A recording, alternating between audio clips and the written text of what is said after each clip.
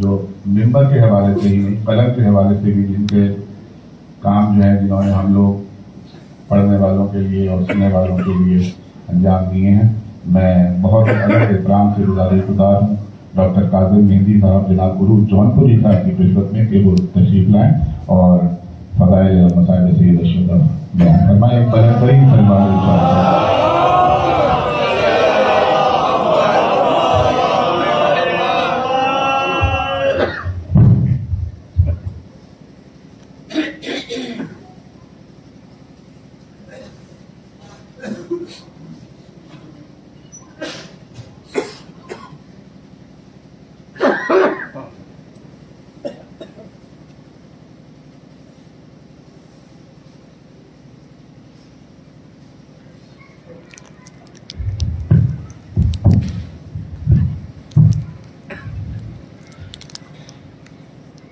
رحم اللہ من قرأ الفاتحہ۔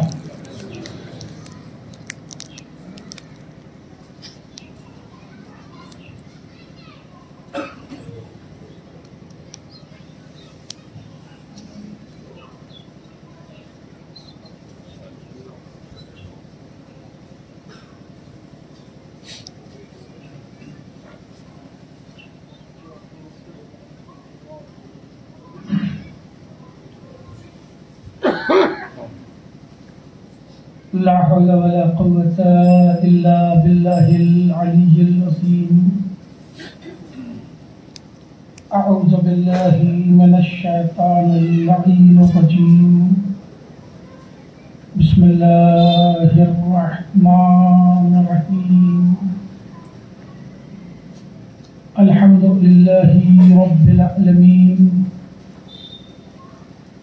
والصلاة والسلام على سید الانبیاء والمرسلین المخاطب بطہ و یاسین سیدنا و نبینا و شفیع ذنوبنا و حبیب قلوبنا و طبیب نفوسنا مولانا ابی القاسم محمد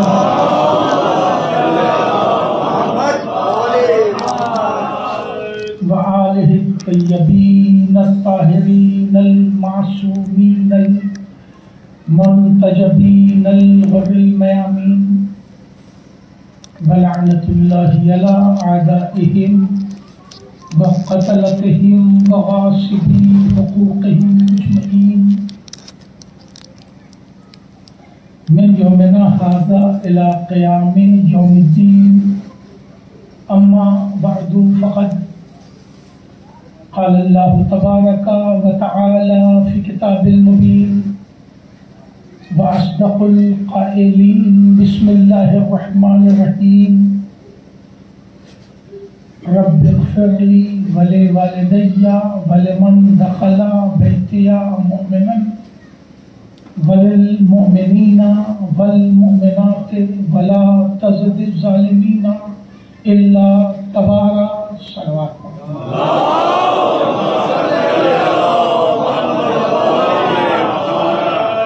ایک بار سورہ حمد اور 3 بار سورہ توحید کی تلاوت فرما کر بخیر سید حضرت عباس صحابی میں سے لطیف حسین صاحب کی روح کو عیسیٰ میں سوال۔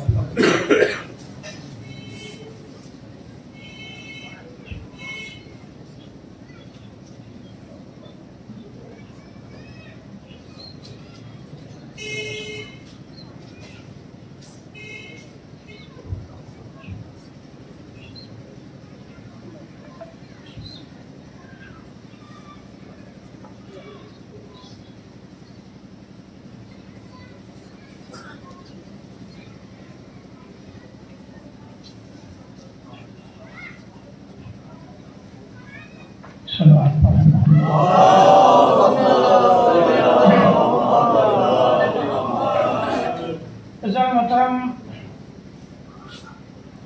سورہ نوح کی یہ آخری آیت ہے جسے میں نے عنوان کلام قرار دیا ہے۔ 28 سوروں کا 28 آیتوں کا یہ سورہ جس کی آخری آیت دعائے نوح ہے۔ یہ دعا جناب نوح کے لفظوں میں ہے جسے قرآن نے آیت بنا دیا۔ جناب نوح دعا کر رہے ہیں رب اغفر لی، پالنے والے مجھے بخش دے، ولی والدیہ اور میرے ماں باپ کو بخش دے، ولمن دخلا بیتیا مومنا، اور جو مومن میرے گھر آ جائے اسے بخش دے، اور جو مومن میرے گھر آ جائے اسے بخش دے۔ اور پھر اسے ہی کیوں کہ جو گھر آ جائے وللمؤمنین والمؤمنات، ساری دنیا کے تمام مومن مردوں اور تمام مومن عورتوں کو بخش دے۔ ولا تزد الظالمین الا تبارا، اور پالنے والے ظالموں کو ہلاکت کے علاوہ کچھ نصیب ہے۔ یہ پوری آیت ہے کہ جس میں جناب نوح کی دعا بھی ہے اور بد دعا بھی ہے۔ ایک ہی آیت ہے جس میں دعا بھی ہے اور بد دعا بھی ہے۔ احتیاطاً جملہ عرض کر دوں کہ نماز ہدیہ والدین میں یہ آیت دوسری رکعت میں پڑھی جاتی ہے، اسی لیے صرف دعا تک پڑھی جاتی ہے نا، بد دعا اس میں شامل نہیں ہوتی، اس لیے کہ بد دعا کے لیے بھی نوح جیسا کلیجہ چاہیے۔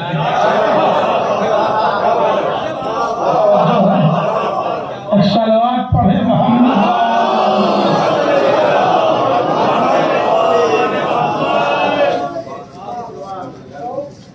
دعا تک ہی پڑھی جاتی ہے کہ وللمؤمنین والمؤمنات، یہی تک پڑھی جاتی ہے، اس کے آگے کا ٹکڑا ولا تزد الظالمین نہیں پڑھا جاتا۔ تو جناب نوح کی دعا ہے، مقام توجہ ہے عزیزوں۔ یہ بد دعا انہوں نے کیوں مانگی؟ دیکھیں دامن وقت میں گنجائش نہیں ہے، یہ تو اب اتنا سن چکے کہ عادت سی ہو گئی، مگر اب کیا کریں کہ حالات ایسے ہی بن جاتے ہیں کہ دامن وقت میں بھی گنجائش نہیں ہوتی اور بہت زیادہ سننے کا وقت بھی نہیں ہوتا مجمع کے پاس، تو اب اسے جو ہے وہ بہت زیادہ مضمون کو بڑا سمیٹنا پڑتا ہے، سجانا پڑتا ہے، دبانا پڑتا ہے کہ کوئی بات رہ بھی نہ جائے، سب بات کہہ بھی دی جائے، وقت کی زیادہ بہت بڑا مشکل ہو جاتا ہے۔ یہ صرف محاورہ ہی محاورہ ہے، کوزے میں سمندر سموتا موتا نہیں ہے۔ صلوات پڑھ لے محمد۔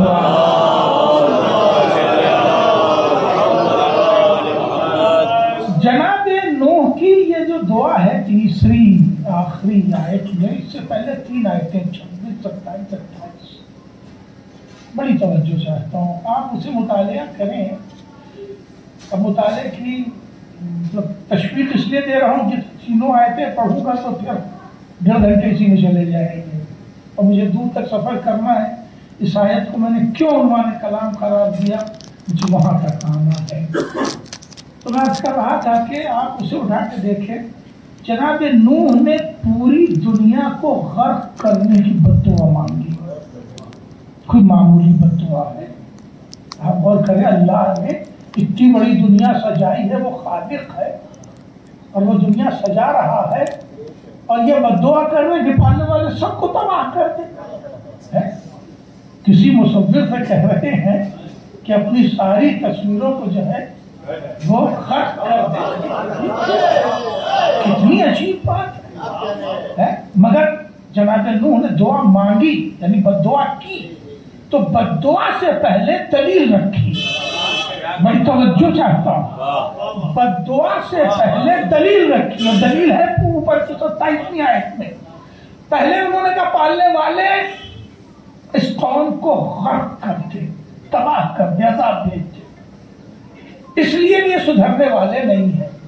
پہلی دلیل کیوں تباہ کر دے؟ اس لیے کہ سدھرنے والے نہیں ہیں۔ مگر بات یہی نہیں رکی کہ پالنے والے اس لیے انہیں غرق کر دے، بھئی یہ جملہ مقام توجہ میں ہے، اس لیے ان پر عذاب نازل کر دے کہ اب یہ پیدا بھی کریں گے تو گمراہ پیدا کریں گے. بہت بہت بہت اہم جملہ ہے. پڑھنے والے اب یہ پیدا بھی کریں گے تو یہ گمراہ پیدا کریں گے. ایک نبی جناب نوح کی عظمت وقت نہیں ہے، جناب نوح کی عظمت دیکھیں. پہلا صاحب شریعت نبی ہے. جناب نوح وہ نبی ہے کہ جنہیں پروردگار عالم نے اصطفاء کی فہرست میں رکھا ہے. ان اللہ اصطفیٰ آدم و نوحا. سب سے زیادہ جناب نوح کا نام لیا ہے. جن نبیوں کے زیادہ نام لیے اس میں جناب نوح کا نام شامل ہے. اتنا اہم اور عظیم نبی، صاحب شریعت نبی، پہلا اولو العزم نبی، اور وہ دلیل اللہ کی بارگاہ میں رکھ رہا ہے. پالنے والے اس لیے ان پر عذاب نازل کر دے کہ اب یہ پیدا بھی کریں گے تو گمراہ پیدا کریں گے. معلوم یہ ہوا کہ اگر اولاد کو سنوارا نہ جائے تو انسان مقام عذاب میں آ جاتا ہے. جو ہے صلوات پڑھے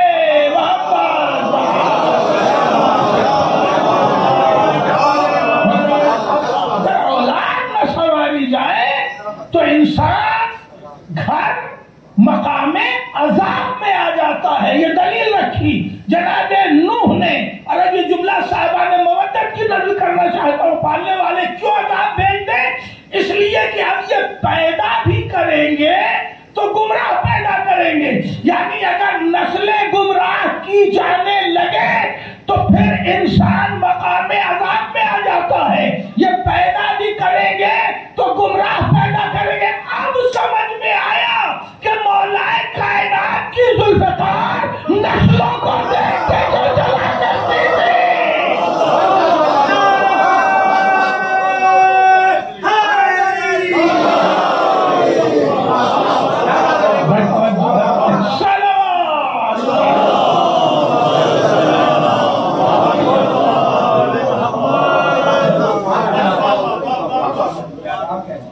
اسی لیے آواز دی یا ایھا الذین آمنوا قوا انفسکم واہلیکم. اے ایمان لانے والو، اپنے کو ہی صرف بچانا کمال نہیں ہے، اپنے اہل و عیال کو بھی جہنم کی آگ سے بچاؤ. یہ تمہاری اہل و عیال کو بھی جہنم کی آگ سے بچاؤ. کمالنے والے ان پہ اس لیے عذاب نازل کرتے ہیں. اور جب یہ بد دعا کر چکے تو اب دعا کر رہے ہیں. اللہ میں نے بد دعا کی تھی، مجھے بخش دے، میرے ماں باپ کو بھی بخش دے. وَلِمَنْ دَخَلَ بَيْتِيَ مُؤْمِنًا.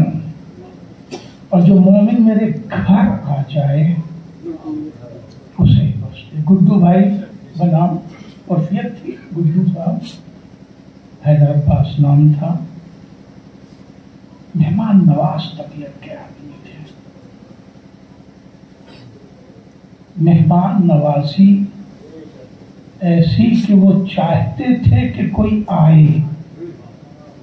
چونکہ میں اس کا گواہ بھی ہوں، میں صرف ایک بار آیا اور مہمان بن کے آیا. صرف مہمانداری کے لیے، صرف ناشتے کے لیے، کھانے کے لیے، ملاقات کے لیے میں آ چکا ہوں. ان کے اصرار پر صرف ایک بار میں آیا، مگر ان کا اصرار ٹیلی فونک کم سے کم 1 درجن میرے پاس تھا.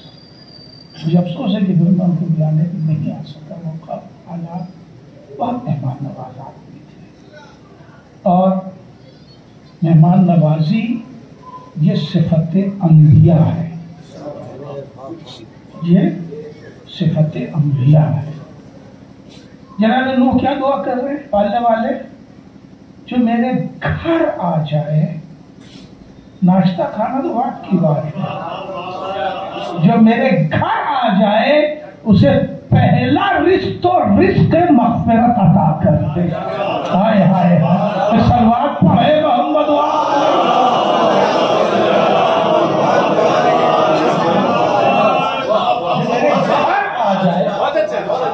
جو میرے گھر آ جائے اسے بخش دے.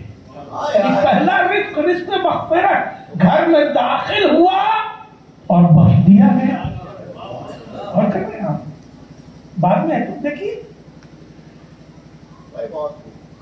अब तो लोग फोन पे कह देते हैं कि हम घर पे नहीं हैं।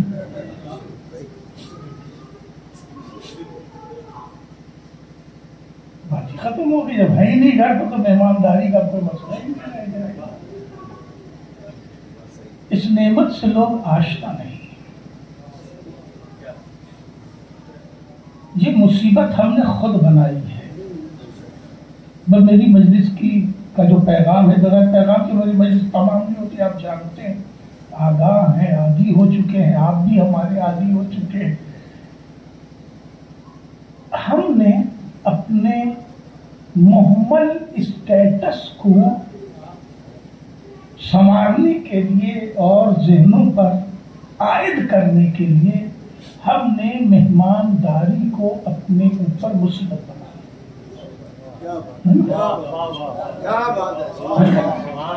मसला इंसान का सिर्फ शक्म सेरी है, 52 तरह का टेस्ट नहीं है। क्या बात है, क्या बात है। शादी ब्याह के मेनू कार्ड में ये जो कैटरिंग वाले हैं गिनती बढ़ाते जा रहे हैं। 2 in the 4 सेलेक्ट कीजिए, 5 in the 8 सेलेक्ट कीजिए, मजबूर कर रहे हैं, हम मजबूर हो रहे हैं। और कर रहे हैं, कौन है कि जो 52 लुक़मे एक साथ खा सकता है? कोई नहीं खा सकता, इंसान नहीं खा सकता। इतने सारे टेस्ट क्यों रखे जा रहे हैं? यही हमने अपने घरों में भी रख दिया। काजू भी है, बादाम भी है, तला हुआ मखाना भी है, 2-3 तरह की दाल मोठ है, 4-5 किस्म का, न सही तो 2 ही किस्म का, एक मीठा एक नमकीन बिस्किट है, और उसके बाद चाय है। इसकी क्या जरूरत है? आप बताइए, मिलजुल के बताइए इसकी जरूरत क्या है। और मुझे नहीं मालूम कि कोई ऐसा बदअखलाक मेहमान हो कि जो हर प्लेट से 4 टुकड़े उठाए। मैंने जुमला पूरा कर दिया। कोई है ऐसा? कोई नहीं मिलेगा ऐसा कि जो हर प्लेट से बादाम भी खाए, काजू भी खाए, बिस्किट भी ले, नमकीन भी ले, मीठा भी ले, समझा आपने हल्दीराम भी ले, और समझा आपने वो भी ले। कोई नहीं है ऐसा। मगर आपके तो पैसे लग गए ना, क्यों लगाए आपने? सिर्फ एक जायके से पेट भर सकता है। और करें आप, हमने इतना ज्यादा अपने को उलझा दिया कि अब घर की औरतें मेहमानों से पनाह मांगती और कोई वजह नहीं है। वरना किसी घर की औरत ऐसी नहीं है कि जो 2 बिस्किट और 1 कप चाय के लिए महंगी हो, ये जियाफत न कर सके, कर सकती है। मगर जब आप इतनी प्लेटें सजाएंगे तो ये 16 प्लेटें धुलेगा कौन? 16 आइटम डब्बे में रखेगा कौन? है जाहिर है कि ये जो आपने सजाए हैं सब तो यूज नहीं हुआ। आप कभी गौर कीजिए, ये नफ्सियात है, इन्हें महसूस कीजिए। ये प्लेट उठ के गई, अब सारी चीजें वो डब्बे में महफूज रखे, तो अब 16 किस्म के डब्बे घर के इंगेज करें, ठीक है, और दूसरा है तो फिर लगाए, और फिर सारी प्लेटें धुले, साफ करें। आपके इस बोगस स्टेटस की वजह से घर की औरतों ने मेहमानों से पनाह मांगी। सलवात पढ़ ले मोहम्मद।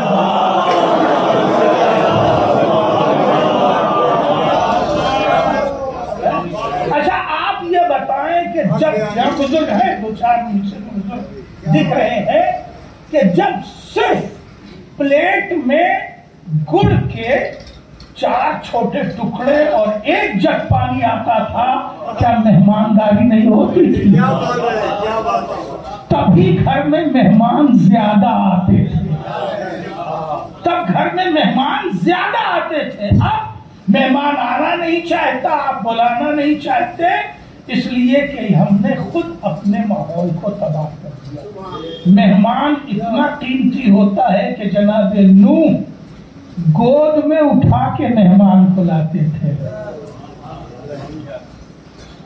زبردستی مہمان بناتے تھے۔ سڑک پر چلا جا رہا ہے، سڑک پہ اپنے کام سے چلا جا رہا ہے، بھائی صاحب میرے مہمان ہو جائیے، جناب ابراہیم ایسی بڑا کمال کر رہے ہیں، ہم کو مہمان ہو جائے، ہم جا رہے ہیں کام سے مزدوری کرنے، پلیز میرے مہمان ہو جائیے۔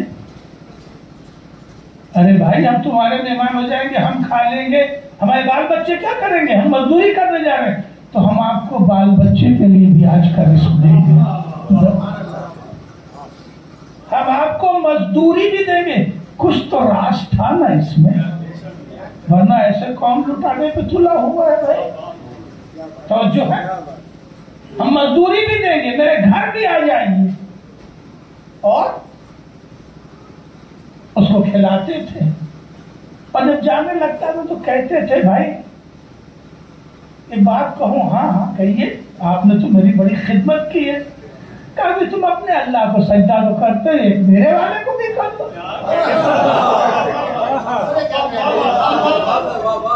اب سمجھ میں آیا کہ تبلیغ کھا کے نہیں ہوتی ہے، تبلیغ کھلا کے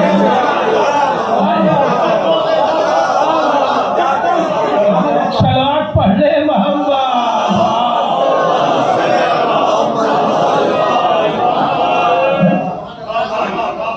اور وہ آپس میں کہتے نہیں صاحب ہم سجدہ اجدہ نہیں کریں گے، آپ نے اسی لیے کیا کھلایا؟ میں نہیں، خدا کی قسم ہم نے اس لیے نہیں کھلایا، بچی چاہ رہا تھا تمہیں مہمان بنائے تو بنا لیا تھا، چلے جاؤ کوئی بات نہیں۔ تو کہتے نہیں جب اس طرح کہہ رہا ہے تو چلو سجدہ کر لینے میں کیا جاتا ہے، ہمارا بھی بگڑ تھوڑی جائے گا، ہمیں بہت ناراض تھوڑی ہو جائیں گے، چلو کر لیتے ہیں۔ اور جب سجدے میں سر رکھ دیتے تو جناب ابراہیم دعا کرتے پالنے والے سر کا جھکانا میرا کام ہے، دل کا جھکانا تیرا کام ہے۔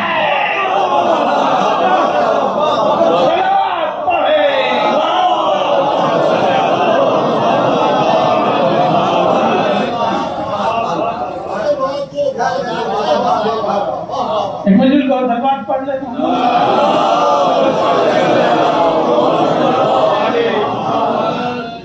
یہ آج کا مسئلہ نہیں ہے، 1400 سال پہلے جب دعوتوں میں صرف 3 چیزیں ہوتی تھی، بڑی دعوتوں میں 3 چیزیں ہوتی تھی، شہد، زیتون کا تیل اور کھجور۔ بڑی دعوتوں میں 3 چیزیں ہوتی تھی، شہد، زیتون کا تیل اور کھجور۔ اب گوشت کی اتنی اہمیت نہیں تھی، ٹھیک ہے گوشت کے کچھ ٹکڑے بھی رکھ دیے گئے، یعنی عہد رسول میں اگر شہد دعوت میں ہے، گوشت کی اہمیت نہیں تھی، گوشت اونٹ تو ہر گھر میں پلا ہوا تھا، ہے نا، دمبے بکریاں تو ہوتی ہی تھی، شہد اگر ہے تو بڑی دعوت ہو گئی ہے نا۔ اب سب سے بڑی دعوت تو چکن کی ہو گئی ہے نا، ویسے شہد اگر ہے، زیتون کا تیل اگر ہے، اچھے زیتون ہے، اچھے نسل کا خرما ہے تو اچھی بڑی دعوت ہے۔ اب یہ نہیں بتاؤں گا کہ وہ دعوت کیسے ہوتی تھی، خرما کیسے کھایا جاتا تھا اور شہد کیسے کھائی جاتی تھی، یہ بھی ایک طریقہ ہے، اکثر بات پڑھ لے رہا ہوں۔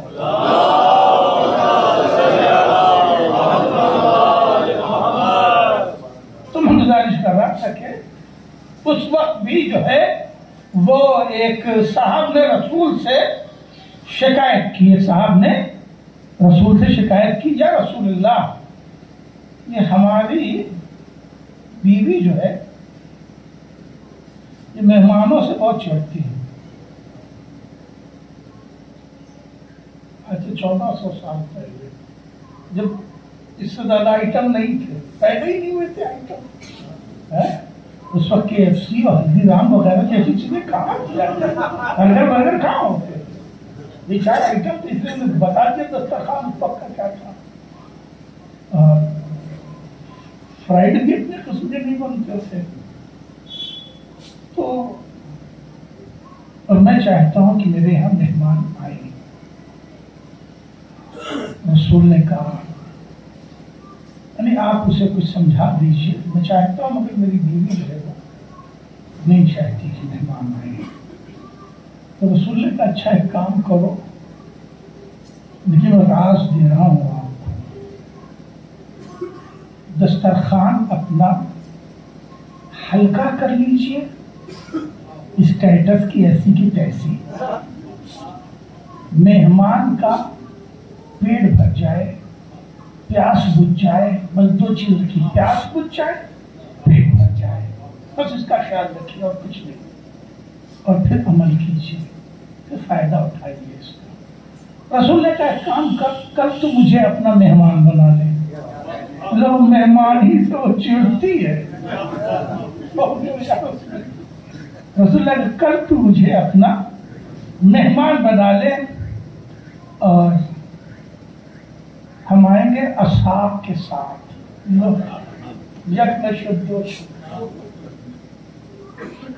کچھ اہتمام مت کرنا، بس ہم تمہارے مہمان ہو رہے ہیں، کوئی اہتمام نہ کرنا، ٹھیک ہے؟ اس نے جا کر اب جب رسول آ رہے ہیں تو کون منع کرے گا؟ بری سے بری بھی بیوی ہو، رسول نے کہا خود آ رہے ہیں تو خوش ہوگی، ٹھیک ہے؟ رسول اصحاب کے ساتھ چلے اس کے گھر، تو حسب دستور نسواں وہ عورت بالا خانے پہ چلی گئی دیکھنے کے لیے کہ رسول کی شان و شوکت سے آ رہے ہیں، جملہ میں نے کہہ دیا، تو رسول آ رہے تھے، تو اس نے یہ منظر دیکھا کہ رسول اور رسول کے ساتھ جتنے بھی آ رہے ہیں سب کے ہاتھوں میں بڑے بڑے خوان ہیں، طبق ہیں، خوان ہیں، اور لے کے آ رہے ہیں۔ تو آتے ہوئے گھر میں داخل میں دیکھے، پھر چلی گئی اتنا انتظام کرنے، پانی بھجواؤ، کھجوریں بھجواؤ، جو بھی۔ اب وہ جانے لگے تو پھر چلی گئی، جاتے ہوئے دیکھے، جب جا رہے تھے رسول سب کو لے کے، تو اس نے دیکھا کہ ہر جانے والے کے پیچھے اس کی پشت کی طرف کالے بدرنگ کیڑے مکوڑے ہیں جو جا رہے ہیں، سب کی پشت سے لگے تو بہت گھبرائی، دوڑی ہوئی نیچے آئی، رسول تو چلے، دوڑی ہوئی نیچے آئی، آنے کے بعد اس نے شوہر کو آواز دی، شوہر باہر سے اندر ہے، رسول کو تو سیاف کر دیں اندر ہے، کہا تم نے کچھ دیکھا کیا؟ کئی لوگ جو جا رہے تھے تو سب کے پیچھے وہ کیڑے مکوڑے جیسی چیزیں جا رہے تھے، ہم نے تو نہیں دیکھا ایسا، ہم نے تو صرف رسول کو، اصحاب رسول کو جاتے ہوئے دیکھا، کہیں ایسا ہی تھا۔ اور وہ سب طبق کہاں رکھے؟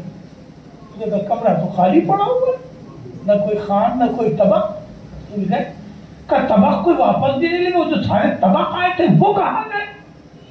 کہا کوئی طبق نہیں لے کے آئے تھے، خالی ہاتھ آئے تھے وہ لوگ، کہا نہیں ہم نے دیکھا یہ طبق لے کے آئے تھے، وہ گئے کہاں؟ وہ لوگ لے کے بھی نہیں گئے، یہ ہوا کیا؟ رسول کو پوچھو جا کے، جلدی جاؤ، بھیج دیا اس نے کہ یا رسول اللہ میری بیوی نے دو باتیں پوچھی جو میں نے دیکھی بھی، کہ جو بھی آیا تھا وہ ہاتھ میں طبق لے کے آیا تھا خان، اور گئے تو یہ منظر دیکھا، رسول نے کہا یہی دکھلانے کے لیے میں نے دعوت مانگی،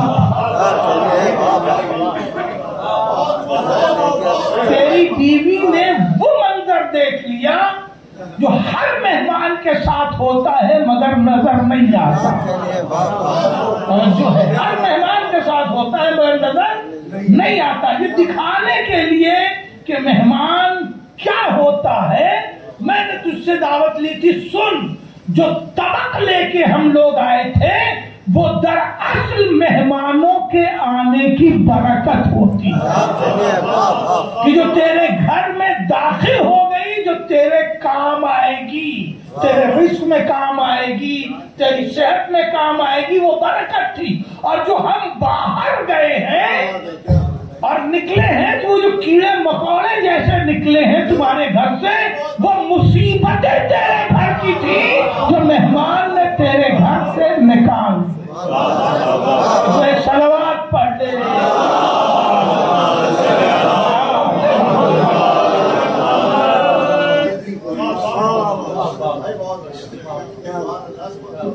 ऐसा ही कुछ है कि जो अंबिया ने मेहमान नवाजी को अपनी सिफत बना के रखा। और क्या दस्तरखान को वसी मत कीजिए, मेहमान बुलाइए। अब मेहमान वाले बुलाइए लखनऊ से, बरेली से नहीं, पड़ोस का है, उसी से कहीं भी शाम को चाय पी लो। आया 2 दिन आप पिलाएंगे तो 1 दिन वो भी आपको पिलाएंगे। आपके घर को बरकत लेके आएगा, आप उसके घर बरकत। ये अल्लाह का मखसूस कोटा है, अल्लाह की तरफ से ये मखसूस रिस्क है, मखसूस बरकतें हैं, मखसूस कोटा है कि जो मेहमानदारी के वक्त ही वहां से इशू होता है। क्या बात है। इसीलिए आपने देखा होगा जब कदीम किस्म का दस्तरखान चला करता तो पीला वाला उस पर चंद शेर लिखे जाते है ना, कहना हम बुफे कर देंगे, न पीला दस्तरखान न हरा दस्तरखान, खत्म ही हो गया। जब जो जमीन में बिछता था जब दस्तरखान तो वो पीला वाला दस्तरखान बिछता था, पीला रंग इसलिए रखा गया था ताकि सालन कोई गिराए तो दस्तरखान इतना खराब न लगे। ये था उस पीले रंग का फलसफा, ठीक है। उससे जो है वो दूसरे रंग से कुछ शेर लिखे रहते थे। उसमें एक मिसरा ये भी होता था कि रिस्क अपना खा रहा है तेरे दस्तरखान पर। शुक्र अल्लाह का, क्या आमद मेहमान पर रिस्क अपना खा रहा है तेरे दस्तरखान पर। असल में गड़बड़ यहीं से हुई जब आदमी ने ये समझना शुरू कर दिया कि हम खिला रहे हैं।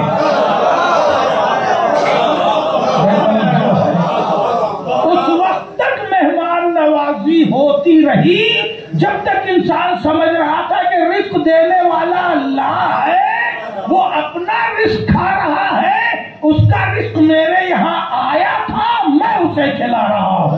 जब ये समझा जाने लगा कि नहीं मैं अपना उसे खिला रहा हूँ, अल्लाह ने वहां से रिस्क देना ही बंद कर दिया। और जो है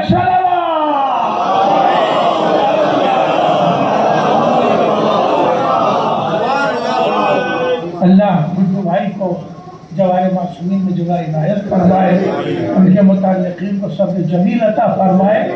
क्या खूबसूरत नाम उन्होंने रखा अपने मकाम का, ऐवान अबू तालिब। और क्या वक्ती के बहुत गुफ्तगू को बहुत वसी करके ले चलो और मैं अपनी आयत के ही दामन में रहना चाहता हूँ। ऐवान अबू तालिब अकीदे के बहुत मजबूत आदमी थे, मोहब्बत अहले बैत के सिलसिले में बहुत मजबूत अकीदा रखते थे, इसीलिए उन्होंने ये नाम रखा है अबू तालिब। अच्छा ये बताइए कि ये इतना बड़ा नाम क्या मोहब्बत अहले बैत और ईमान अबू तालिब का इश्तिहार नहीं है?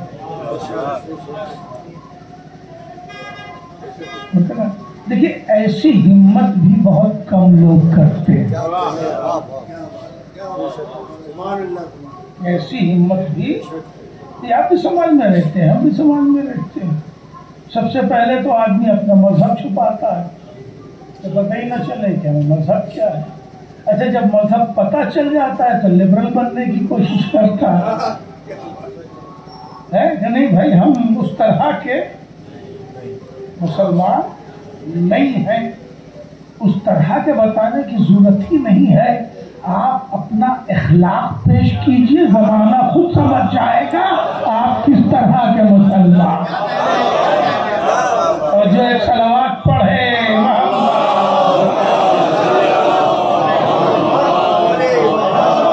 बस यही से अपनी गुफ्तगू को अपनी मंजिल की तरफ आहिस्ता आहिस्ता लेके चलना चाहूँगा।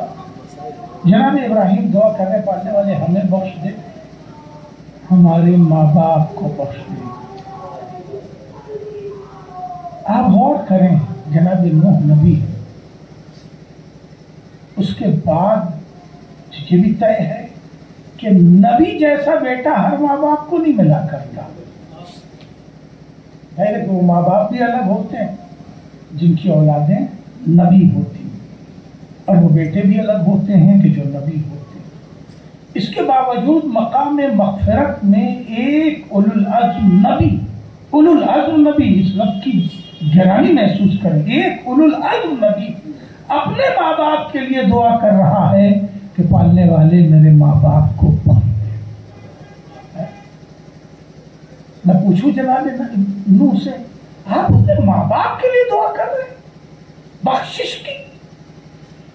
کیا انہیں بخشش کی ضرورت ہے؟ طلب مغفرت کی ضرورت ہے؟ دعائیں مغفرت کی ضرورت ہے؟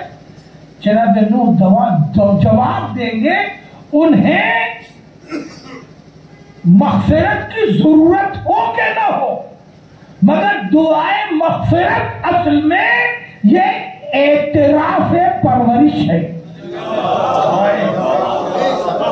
میں لوگ شاید نہیں پہنچا سکتا۔ ہم جو مغفرت کی دعا کر رہے ہیں یہ اللہ کی بارگاہ میں میری طرف سے اعتراف پرورش ہے۔ ہم اس کی بارگاہ میں یہ اعتراف کر رہے ہیں کہ انہوں نے مجھے پالا ہے، میری پرورش کی ہے، لہذا ہم ان کی بارگاہ میں بعنوان اعتراف ربوبیت اور اعتراف پرورش یہ دعا کر رہے ہیں کہ پالنے والے مجھے بخش دے اور میرے ماں باپ کو بخش دے۔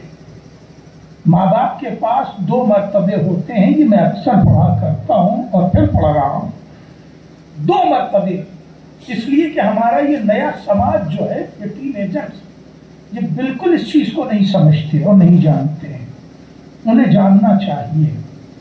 ماں باپ کے پاس دو مرتبے ہوتے ہیں، ایک مرتبہ ہوتا ہے ماں باپ کے پاس ماں باپ کا ماں باپ بن جانا، قرآن کے روح سے ماں باپ کا ماں باپ بن جانا، یہ صرف مومنین کے لیے ہیں جملے، عمومی نہیں۔ ماں باپ کا ماں باپ بن جانا، اور کریں آپ، یہ خود ایک مرتبہ ہے اللہ کی نگاہ میں، اور پھر انہی ماں باپ کا اپنی اولاد کو پالنا، پرورش کرنا، یہ دوسرا مرتبہ ہے، اور کریں آپ، یہ دوسرا مرتبہ ہے، اور دونوں کی الگ الگ حیثیتیں، دونوں کی الگ الگ پرسش ہے، روز محشر دونوں کا الگ الگ سوال ہے۔ ماں باپ اگر وجود دینے کے بعد پلٹ کے بھی نہ دیکھیں تب بھی ماں باپ ہیں،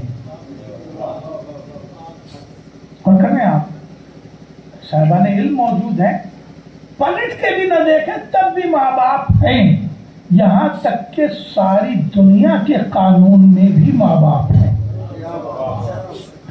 نام پیدریت میں انہی کا لکھا جائے گا جنہوں نے وجود دیا ہے، جنہوں نے پالا ہے ان کا نام نہیں جائے گا۔ اللہ کی نگاہ میں بھی وہی ماں باپ ہیں جنہوں نے وجود دیا ہے۔ اب یہ کہیں کہ بھئی پلٹ کے بھی نہیں دیکھا، کیا انہوں نے میرے ساتھ کیا؟ تو میں صرف مومنوں کے لیے جملہ عرض کر رہا ہوں کہ ہر مومن بچے کو اس کے ماں باپ وجود کے ساتھ دو نعمتیں عطا کرتے ہیں، وجود کے ساتھ دو نعمتیں عطا کرتے ہیں، اگر پلٹ کے نہ دیکھے تب بھی یہ دو نعمتیں انہوں نے دے دی۔ اب یہاں سے لفظ سنبھالیے گا، لفظ کا ترجمہ اور تشریح کا وقت نہیں ہے، کہ ماں باپ اپنی اولاد کو طیب الولادت بناتے ہیں۔ بھائی جملہ پہنچا؟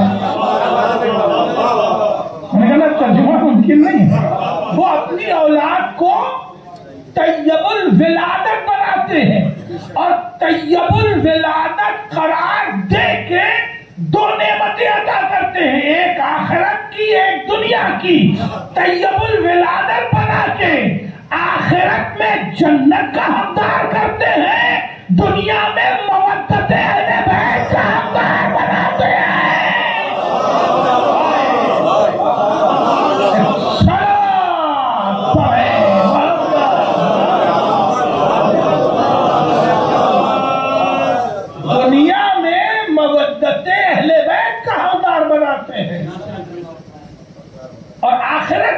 जन्नत का हकदार। ये तो जुमला पूरा हो गया, मगर अब मैं नतीजे का जुमला देना चाहता हूं कि तैयबुल विलादत बना के माँ बाप दो नेमतें देते हैं, एक आखिरत की नेमत जन्नत, एक दुनिया की नेमत मवद्दत।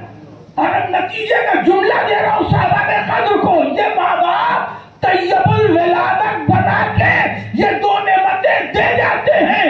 वो तैयबुल विलादत ही था, वो तैयबुल विलादत ही था। इसीलिए हुसैन ने कदमों से उठा के गले से लगाया और कहा हुर तू इस दुनिया में भी आजाद है, आखिरत में भी आजाद है।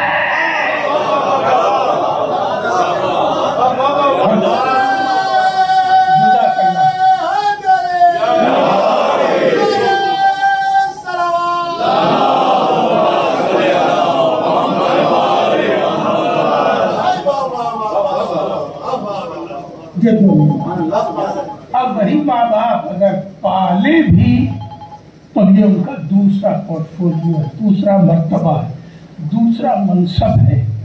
और इसकी पालने की बड़ी जज़ा है, पालने की परवरिश करने की बड़ी जज़ा है, बड़ा मर्तबा है। अगर इस मर्तबे को भी मसाइल में नहीं आ रहा हूं, इस मर्तबे को समझना है कि परवरिश करने की, पालने की जगह बड़ी है और मर्तबा बड़ा है। इसे यहां से समझिए कि इमाम वक्त होके भी जनाब अली अकबर से कह रहा है, पहले उस माँ से इजाजत लेके आओ जिसने तुम्हें पाला। मर्तबा समझ में आया? क्योंकि अली अकबर को इमाम हुसैन ने नहीं पाला था, इमाम हुसैन ने जनाब अली अकबर को नहीं पाला, जनाब अली अकबर को जनाब ज़ैनब ने पाला, जनाब लैला ने भी नहीं पाला था। जनाब ज़ैनब का जाओ पहले उस पालने वाली माँ से इजाजत लेके आओ। ये है परवरिश का मतलब। जाहिर है कि इसीलिए अल्लाह ने दोनों मर्तबों के लिए दुआएं भी अलग अलग रखी। एक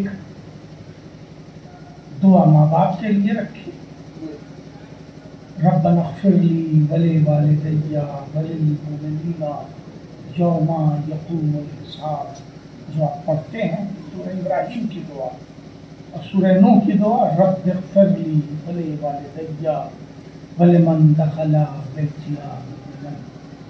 ये दुआ वालिदियत के लिए है, जिन्होंने वजूद दिया।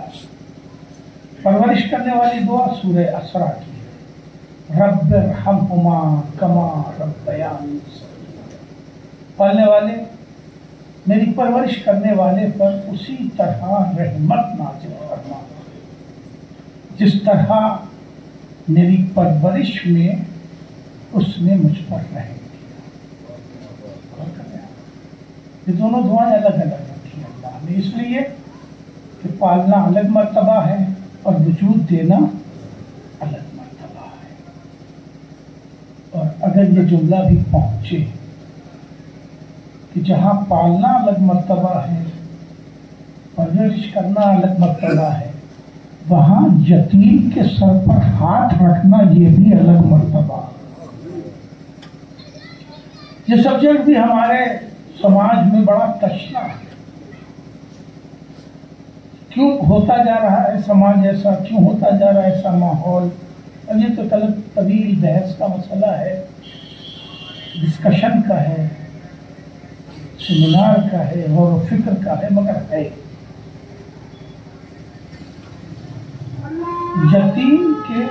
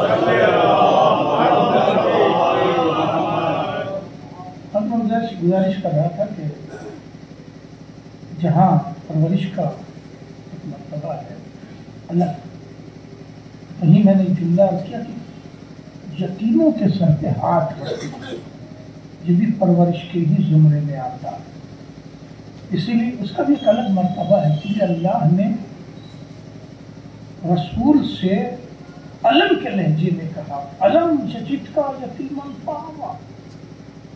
کبھی موقع لگا بریلی میں تمہیں علم کا لہجہ عرض کرو، کبھی بات نہیں۔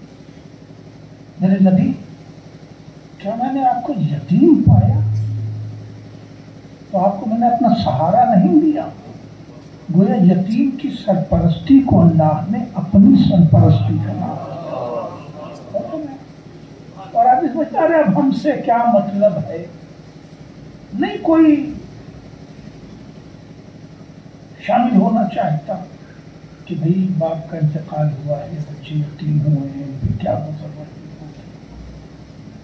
اب سماج پتہ نہیں کس رو میں بہتا ہوا چلا جا رہا ہے، کیسے گزر رہی ہے، کیا کر رہے ہیں، کیسے سنبھالیں گے، کوئی اس کے اندر شامل ہونا گوارا نہیں کرتا، بس اتنے ہی کہ فاتحہ کر لے، کھانا کھا لے اور اس کے بعد چلے جائیں۔ یہ کوئی نہیں کس یتیم سے پوچھتا کہ یہ اہتمام تم نے کیا کیسے۔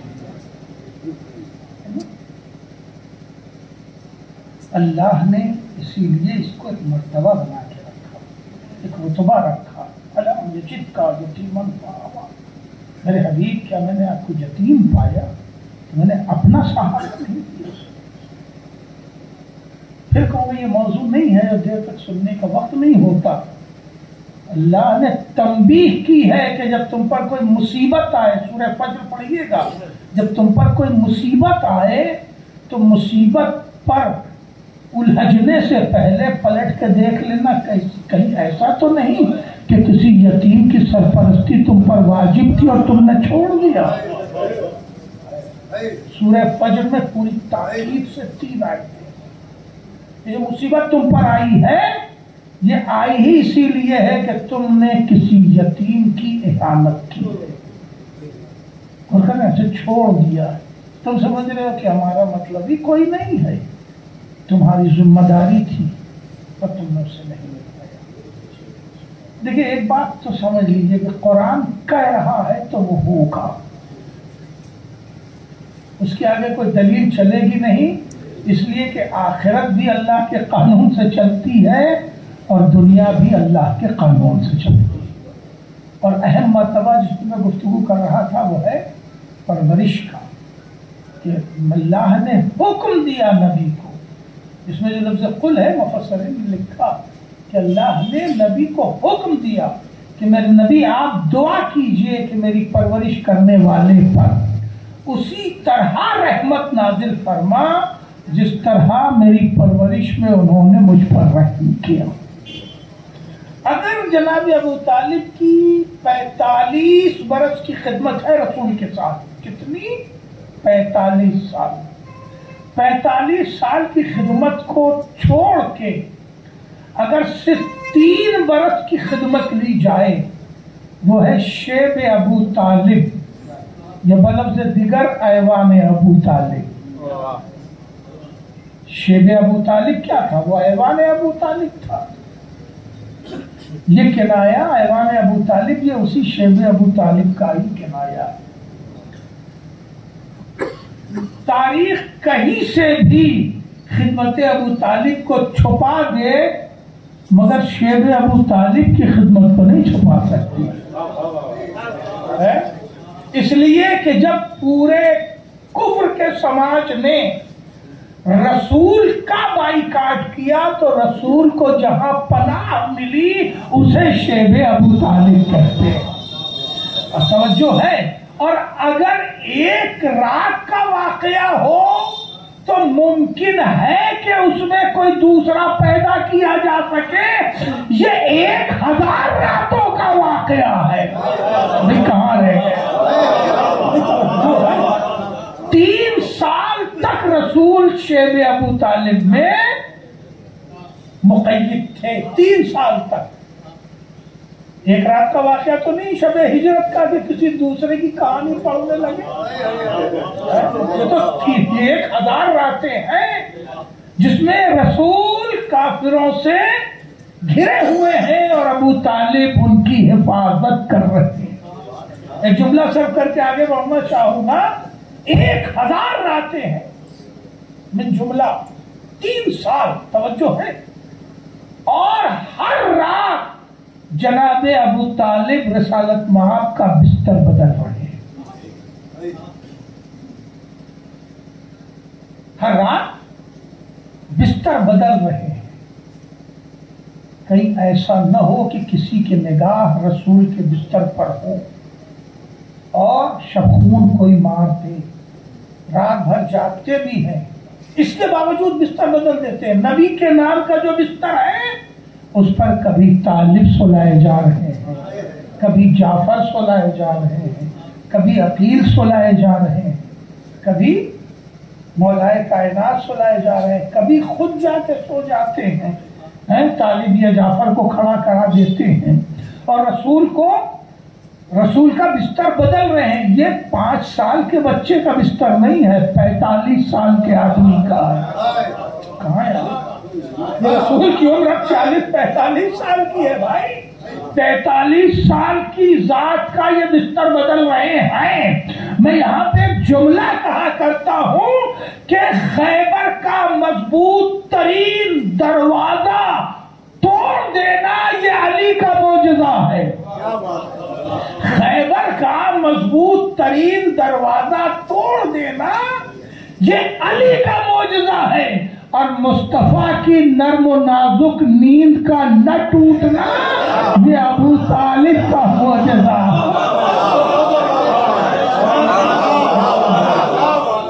सलवात पढ़े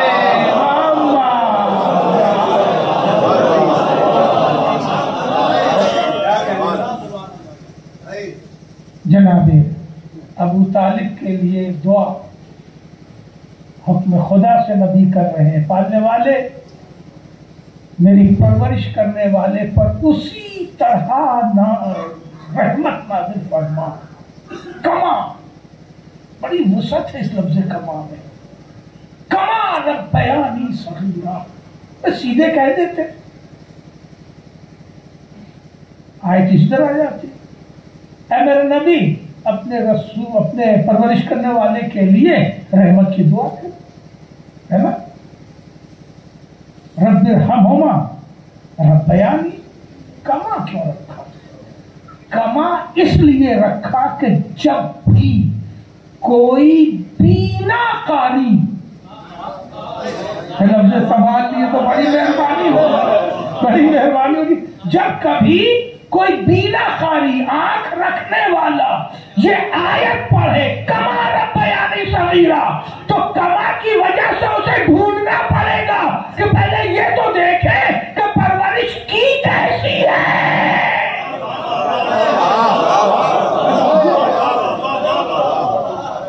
पालने वाले, मेरी परवरिश करने वाले पर उसी तरह रहमत नाज़िल फरमा जिस तरह उसने मेरी परवरिश की, मुझ पर रहम किया। तो तुम मजबूर हो ये देखने पर कि अबू तालिब ने परवरिश की कैसी है। जब ये देख लोगे तब समझ में आएगी अब दुआ का मेयार क्या होगा।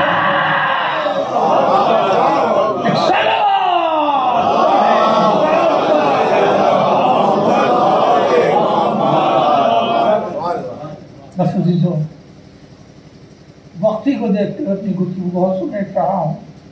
नबी, कुछ लोगों को जाना है शेखल भी, वहाँ भी हादिसा हो गया, दुआ कर रहे हैं पल वाले मेरी परवरिश करने वाले पर उसी तरह रहमत नाज़िल फरमा जिस तरह मेरी परवरिश में उन्होंने मुझ पर रहम किया। सारी जिंदगी की परवरिश को अगर भुला भी दिया जाए तो वो 3 बरस इंतहाई सख्त है। और करें आप मशकीज़ा तो देखा होगा है ना। मशकीज़ा इतने पके हुए चमड़े का बनता है ना, آج کے بچے تو جانتے نہیں مشکیزہ کہ اس کے اندر اگر 6 مہینہ بھی پانی رکھ دیا جائے تو مشکیزہ سڑتا نہیں ہے نا. مشکیزے کی کترن کاٹ کے ابال کے کھانے والے سعدیوں نے کھائی.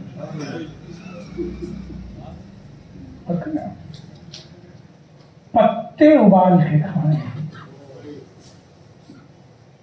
یہ ہے اندر کا حال. وہ سب تو اپنے پڑھا نہیں جاتے اس لیے کہ اس میں نکتے نہیں نہ بنتے ہیں، اور نکتے مجمع سننا چاہتا ہے. اور اگر کوئی جناب خدیجہ کے خاندان کا ایک شخص تھوڑا سا گیہوں یا جو پہنچانے کے لیے جا رہا تھا تو اس کو ابو جہل نے راستے میں چھین لیا، اسے مارا. اور کہنا ہے اس خدیجہ کے لیے کہ جس کا کھا کے یہ پوری قوم پلی ہے. اس سے تو سمجھ میں آ گیا نا کہ سماج جب گرتا ہے تو کتنا نمک حرام ہو جاتا ہے. اور کہنا ہے مستقل ہوتی رہی جوان. اچھا اذان ہو تو منگارش کر رہا تھا کہ یہ حالت اس شیر ابو طالب کی، اس ایوان ابو طالب کی جس کے لیے رسول کہتے ہیں کہ پالنے والے تیری بارگاہ میں ابو جا رہا ہے جنازے کے اوپر کہ اس نے مجھے اس وقت کھلایا جب خود بھوکا تھا. شان پرورش کی اس وقت لباس عطا کیا کہ جب یہ خود محتاج لباس تھا. اس وقت سیراب کیا جب یہ خود پیاسا تھا. اب دعا دیکھیے کما ربیانی صغیرا. پالنے والے جس طرح اس نے مجھ پر رحم کیا، پالنے والے تو اس پر رحمت نازل فرما.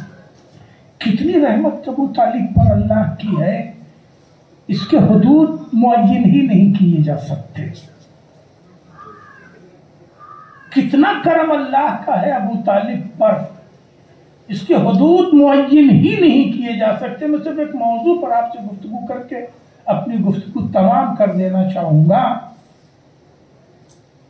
کہ ابو طالب پر اللہ کی اتنی رحمت ہے کہ براہ راست ان کی نسل کی ایک فرد آج قائم ہے. براہ راست ان کی نسل کی ایک فرد قائم ہے، اور اسی کے ذمے اللہ نے اپنی قیامت کر دی. کائنات کا فیصلہ اسی کے سپرد کر دیا. نظام تخلیق کا فیصلہ، مقصد تخلیق کا فیصلہ اللہ نے اسی کے سپرد کر دیا. یہ ہے شان نسل ابو طالب. مگر مجھے افسوس اس جگہ ہوتا ہے جہاں ایک جملہ تاریخ میں بھی ہے اور اب ہمارے یہاں رائج ہو گیا ہے، وہ ہے لفظ 18 بنی ہاشم. 18 بنی ہاشم کا تابوت، 18 بنی ہاشم کا علم، 18 بنی ہاشم کی مجلس. میں اس لفظ کے خلاف اعتراض نہیں، احتجاج کرتا. احتجاج میرا یہ ہے کہ یہ قانون قبیلہ کے اعتبار سے کہا جاتا ہے 18 بنی ہاشم. قانون قبیلہ تھا، بنی ہاشم کہلاتے تھے تو سب بنی ہاشم کہلاتے تھے. اور کریں ابھی جملہ ذرا سخت بول رہا ہوں. اس وقت بنی عباس بھی بنی ہاشم کہلاتے تھے. ٹھیک ہے، عباس ابن عبد المطلب کون تھے؟ بنی ہاشم تھے. عبداللہ ابن عباس ابن عبد المطلب کون تھے؟ بنی ہاشم تھے. کربلا آئے تھے؟ نہیں آئے تھے. کئی ہزار بنی ہاشم تھے جنہوں نے کربلا دیکھی نہیں. جناب عبد المطلب کے 10 بیٹے تھے اور سب صاحب اولاد تھے. کئی ہزار عبد المطلب کی اولادیں بھی تھیں کہ جنہوں نے کربلا دیکھی نہیں. کربلا میں اصحاب و انصار کی بات نہیں کر رہا ہوں، خاندان کی بات کر رہا ہوں.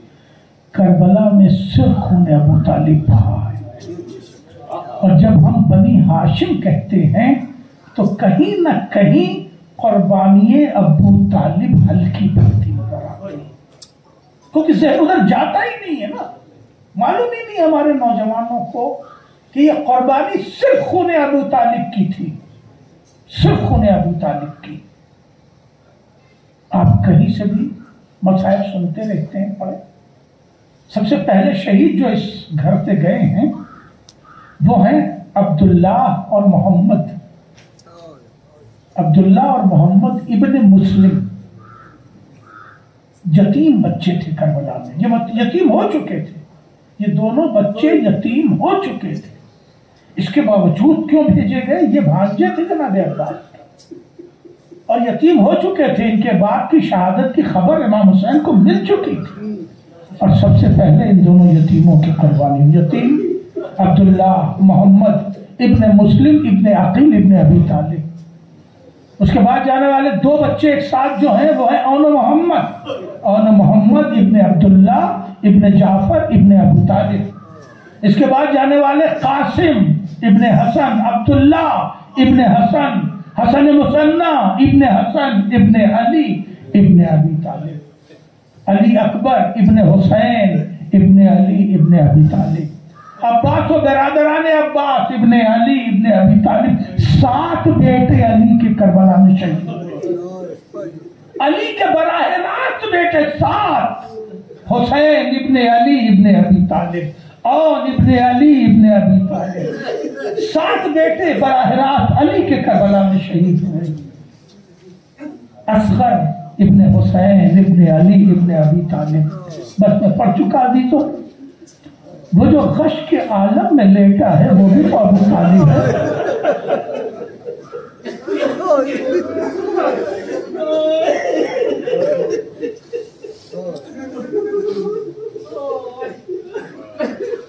بس بھائیوں کو بھی پرچہ دینا ہے، بچوں کو بھی دینا ہے، یہ جملے میں سمجھتا ہوں کہ ان کی تسکین کے لیے ہو جائیں گے۔ غش کے عالم میں ایک ابو طالب لیٹا ہوا ہے جس کے ذمہ شام و کوفہ کا اسلام ہے، کربلا بھی ابو طالب نے سنبھالی ہے، شام و کوفہ بھی ابو طالب نے سنبھالا۔ وہ جو ننھی سی بچی ہے 3 سال کی وہ بھی تو ابو طالب ہے، سکینہ بنت الحسین ابن علی ابن ابی طالب، زینب ام کلثوم یہ بھی تو ابو طالب ہے۔ حضرت حسین خیمے میں آئے اور آنے کے بعد آواز دی، یا زینب ام کلثوم علیکن منی السلام، میری ماں جائیو میرا آخری سلام قبول کرو۔ اس کے بعد آواز دی، بہن ذرا سید سجاد کو بیدار کرو، غش کے عالم میں سید سجاد پڑے ہوئے ہیں۔ پھوپھی نے آ کے سید سجاد کو جگایا، میں نے سنا بھی ہے اور دیکھا بھی ہے کہ بے ہوش کو پانی کے چھینٹے دے کے منہ پہ بیدار کیا جاتا ہے۔ پانی کہاں تھا کہ جو سید سجاد بیدار کیے جاتے ہیں؟ ایسا محسوس کرتا ہوں کہ آنکھوں سے گرنے والے آنسو نے شہزادی زینب کے رخسار پہ ٹپک کے بیدار کر دیا۔ پھوپھی اماں کیا بات ہے؟ دیکھو کون ملنے آیا ہے، گدھے کا سامنے بابا کھڑا ہے جس کی پیشانی پہ خون ملا ہوا ہے، جسم پہ زخمی زخم ہے۔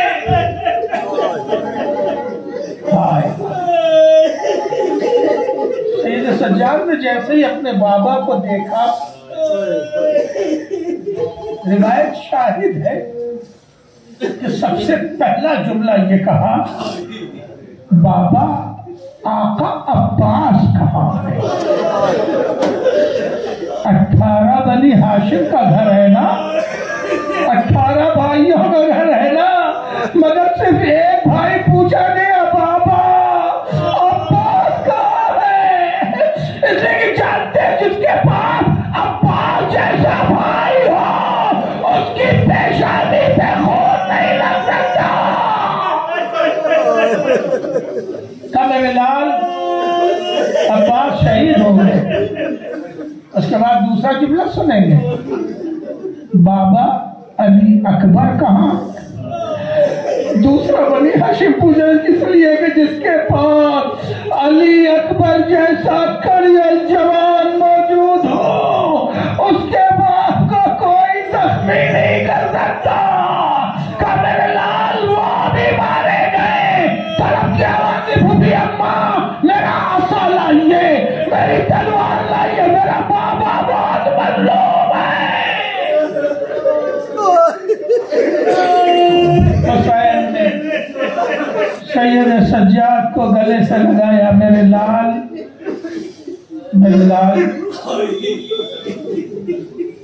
तुम असा तलवार क्यों ले रहे हो?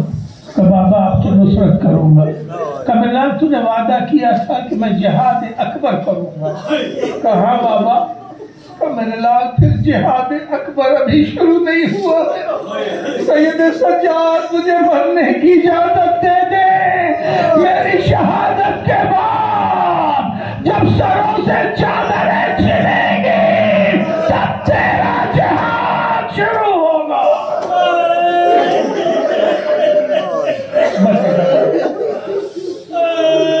सैयद सज्जाद को फिर गश आ गया। इमाम उठे, बहनों से कहा कि मैं जा रहा हूं। जब ये जुमला पढ़ा है तो ये भी जुमला सुन लो कि करबला में अली की 2 नहीं 4 बेटियां थी। 7 बेटे थे, 4 बेटियां थी। 4 बहनें हैं, कनीजे हैं, बीवियां 3 हैं। सबने और भी सारे लोग हैं, सबने घेर लिया। दरमियान में कहा आका आप इस तरह जुमला सुनोगे, बर्दाश्त कर सकोगे? आका आप इस तरह न जाइए। कब फिर कैसे जाए? आका हम दायरा बना लेते, आप दरमियान से इस तरह गुजरिए जैसे किसी भरे घर से जनाजा बरामद होता है। हुसैन ने कहा इस तरह क्यों रुखसत करना चाहती हो? कैसे क्या हर एक का जनाजा आप खैमे में लाए, मगर आपका जनाजा लाने वाला कोई न होगा। आपका लाशा होगा, घोड़ों से पामाल किया जा रहा होगा। हम आपके लाशे पे खड़े भी न हो पाएंगे। आका हमारे दरमियान से इस तरह जैसे भरे घर से जमा।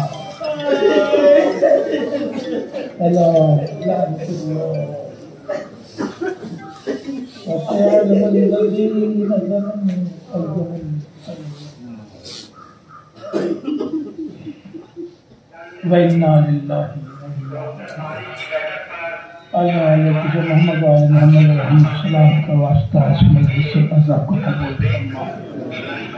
मरहूम के जवार मासूमीन में जगह इनायत फरमा। मुतअल्लिक़ीन को सब्र जमील अता फरमा। तमाम मोमिन मोमिनात जहाँ जहाँ भी उनके जान माल इज़्ज़त व आबरू की हिफाजत फरमा। हम सबको तौफ़ीक़ात नेक इनायत फरमा। इमाम ज़माना के ज़ुहूर में ताजील फरमा। हम सबको इमाम के मददगार में शुमार फरमा। एक बार सूरह हम्द और 3 बार सूरह तौहीद की तिलावत फरमा कर मरहूम सैयद अब्बास साहब ने सैयद हुसैन साहब की रूह को इरशाद सवाब कर। रब्बना तक़ब्बल मिन्ना इन्नका अंतस समीउल